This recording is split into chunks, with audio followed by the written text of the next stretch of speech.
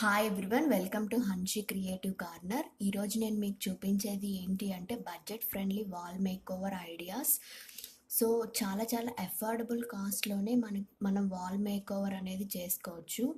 అది కూడా చాలా చాలా రీజనబుల్ ప్రైజెస్లో విత్ ఇన్ 50 రూపీస్లోనే మనకి వాల్ మేకోవర్ అనేది మనం చాలా ఈజీగా మనం డెకర్ చేసుకోవచ్చు. అది ఎలాగా అన్నది నేను మీకు ఈ వీడియోలో ఎక్స్ప్లెయిన్ చేస్తాను. సో ఇక్కడ నేనైతే యూజ్ చేస్తున్నది ఈ థర్మాకోల్ పేపర్ ప్లేట్స్ అన్నమాట.